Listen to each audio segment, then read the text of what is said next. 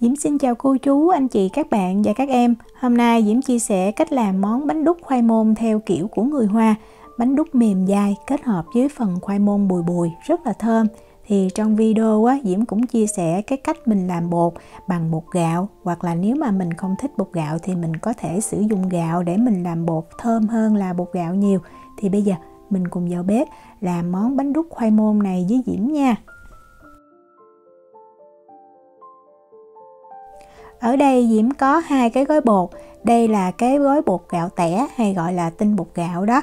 Và kế bên đây là bột gạo thường. Thì thường mình làm mình nên sử dụng bột gạo tẻ thì cái bánh nó sẽ dai hơn.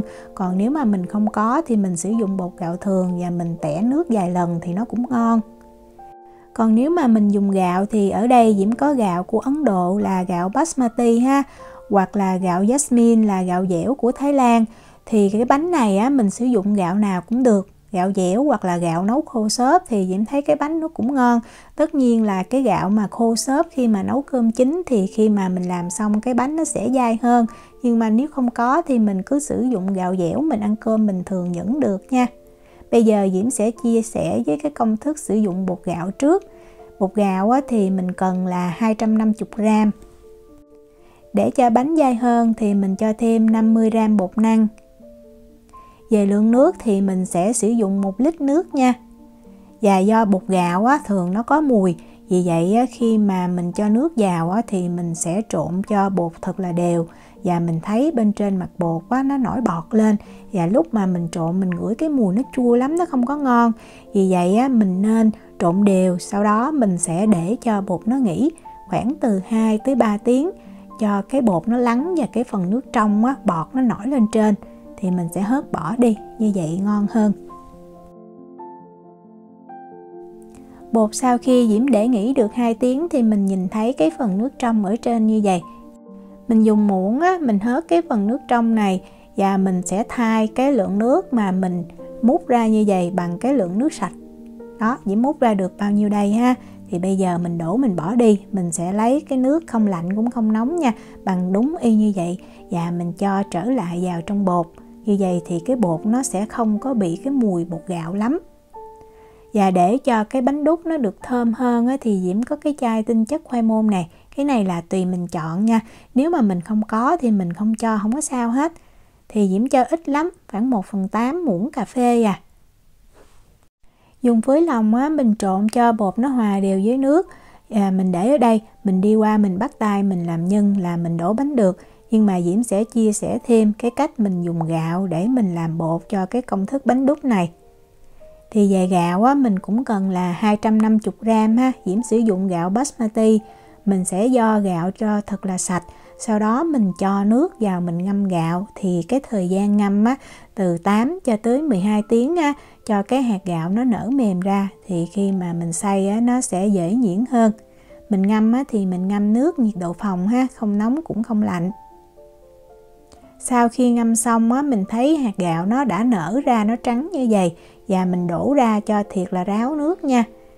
Gạo khô và gạo ngâm nước thì tất nhiên cái trọng lượng nó sẽ khác nhau nha. Mình lưu ý thì cái gạo này Diễm cân lại được là 330g. Vì vậy trong đây nó sẽ có 80g hay là 80ml là nước. Vì vậy cái lượng nước mà khi mà mình đong vào gạo này để mình xay thì mình chỉ sử dụng là 920ml nước thôi ha. Nước mình cho vào gạo để mình xay thì tùy cái cối xay đó. Thường Diễm không có cho hết cái lượng nước này. Diễm chỉ cho khoảng chừng 1/2 hoặc 2/3 thôi. Cho cái máy nó chạy được. Nước nhiều quá thì cái gạo nó khó xay nhuyễn đó. Tùy cái công suất của máy thì mình có thể xay từ 1, 2 hoặc 3 lần cũng được. Quan trọng là cái gạo nó thiệt là nhuyễn như sữa như vậy. Và mình lấy cái phần nước còn lại đó, mình tráng cái cối xay, mình cho vào luôn. Diễm cũng cho vào thêm 50g bột năng ha. Và mình khuấy cho bột nó hòa đều với nhau.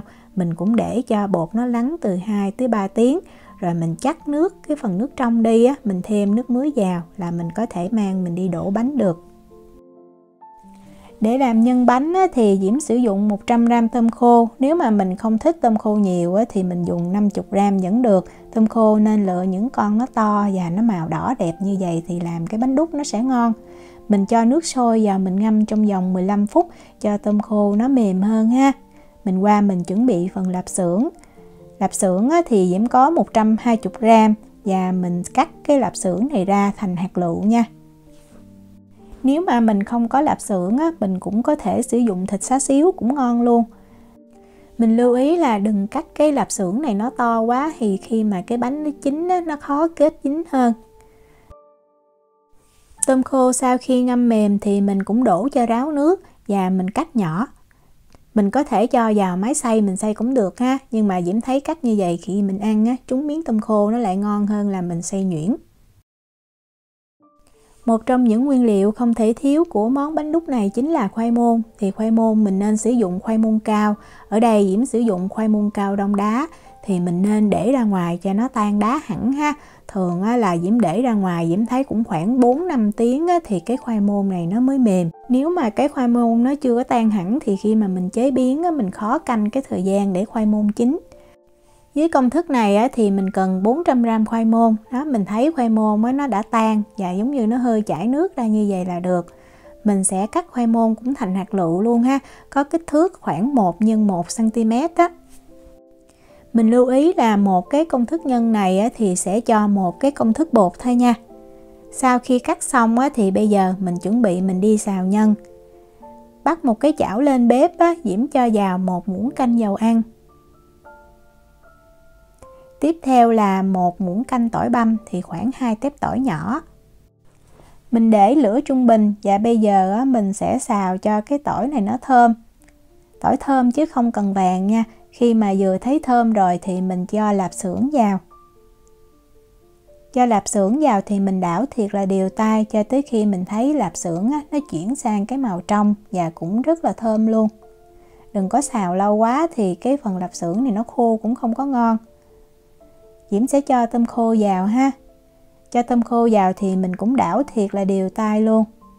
Cho tới khi mình thấy tôm khô nó săn lại tí xíu và cái mùi nó rất là thơm, không còn cái mùi tanh của tôm nữa đó. Thời gian xào thì rất là nhanh ha, chừng 30 giây cho tới 1 phút à. Mình nêm thêm 1/3 muỗng cà phê tiêu giúp cho cái phần lạp xưởng tôm khô nó thơm hơn. Đảo nhanh tay thêm khoảng 30 giây nữa là mình nhắc khỏi bếp ha. Mình đổ cái phần nhân này ra, mình sử dụng cái chảo này luôn để mình xào khoai môn. Diễm cho tiếp vào 2 muỗng canh dầu ăn. Nếu mà làm đúng theo kiểu của người Hoa thì khoai môn họ chiên ngập dầu luôn đó. Nhưng mà Diễm thấy mình xào như vậy cũng ngon rồi. Diễm cho thêm 1 muỗng canh hành tím băm ha. Và bây giờ mình cũng để cái lửa trung bình mình làm cho cái dầu nó nóng lên và cái phần hành tím này nó vừa thơm, không có để vàng nha. Khi mà mình thấy cái mùi thiệt là thơm thì mình sẽ cho khoai môn vào.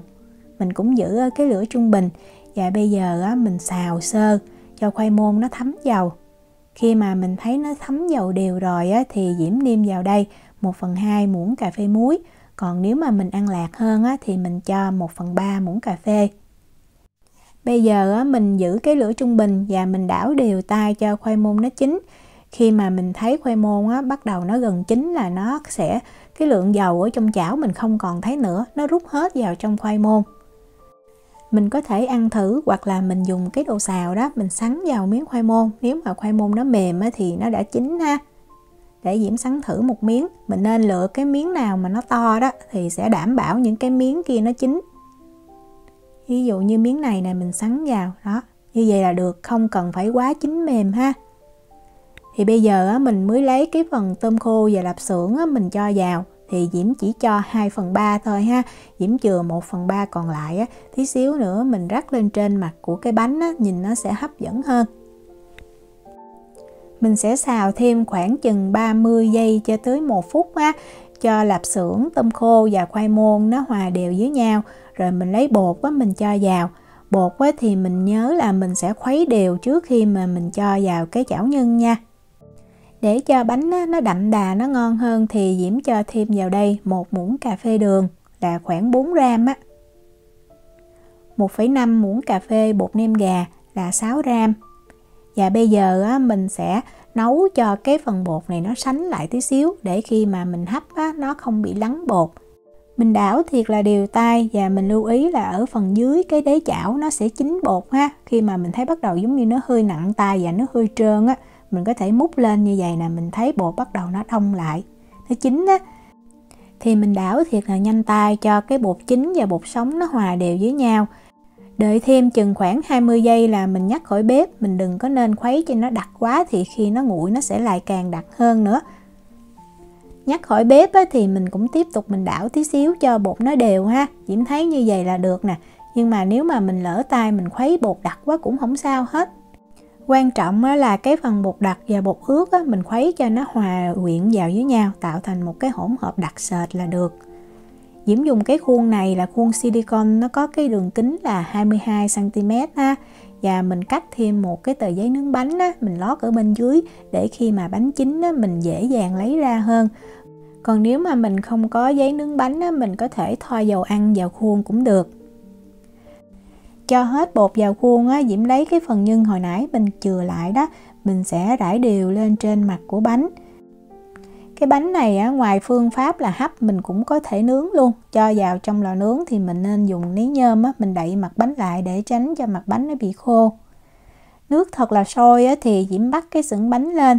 Và cái thời gian á, để bánh chín á, là 45 phút. Mình để ở cái lửa trung bình nha. Nhưng mà mình nên kiểm tra, tại vì mỗi cái xửng hấp á, nó có cái độ dẫn nhiệt khác nhau. Trong thời gian này thì mình đi làm cái nước chấm để mình ăn chung. Diễm cho vào đây 50ml đường là khoảng 50g á. 200ml nước sôi ha. Nếu mà mình thích cái nước mắm nó lạt hơn thì mình sử dụng 220ml. Và mình khuấy cho đường nó tan á, đường nó tan hẳn á, thì mình mới nêm nước mắm vào, như vậy mình dễ nêm nếm hơn. Nước mắm á, thì Diễm cho 50ml, mình nên cho từ từ ha, để điều chỉnh cái vị mặn hợp theo khẩu vị của nhà mình. Giấm á, thì Diễm sử dụng giấm gạo là 25ml, mình cũng có thể sử dụng chanh. Khuấy lên cho thật là đều, mình nếm lại nha, cho vừa ăn, chua chua ngọt ngọt là ngon. Đợi nguội á, rồi mình mới cho tỏi và ớt vào. Bánh ở trên bếp sau 45 phút á, thì Diễm sẽ mở ra Diễm kiểm tra. Dùng một chiếc đũa đó mình xiên vào giữa bánh, mình thấy không còn cái phần bột trắng á, là bánh nó chín. Bánh này á, thì Diễm thấy mình ăn nóng mới ngon, tại vì nó có lạp xưởng đó. Vì vậy khi mà nhắc khỏi bếp rồi á, mình đợi khoảng cỡ chừng 5 phút á, là mình ăn được. Bánh chín á, thì nó tróc ra khỏi khuôn cũng dễ lắm. Diễm sử dụng cái khuôn silicon này thì đó, mình thấy như vậy là nó đã tróc cái thành bánh ra rồi. Bánh chín đạt á, là cái bột nó mềm nhưng mà vẫn có độ dai và khoai môn nó chín bùi ha. Cái khoai môn á, nếu mà mình thích nó mềm hơn nữa mình có thể mang đi hấp. Nhưng mà Diễm thấy mình ăn trúng cái miếng khoai môn nó bùi á, vừa chín tới thì nó sẽ ngon hơn là nó chín mềm quá. Khi ăn á, thì mình cắt ra thành từng cái miếng hình chữ nhật hoặc là hình vuông đều được. Phần nước mắm á, sau khi mà nguội rồi á, thì Diễm cho vào 2 cái tép tỏi băm. Ớt á, thì tùy mình thích ha, nếu mà mình thích ăn cay nhiều thì mình cho nhiều thôi. Và một cái loại rau thơm để ăn kèm với cái bánh đúc này rất là ngon, đó chính là lá quế ha.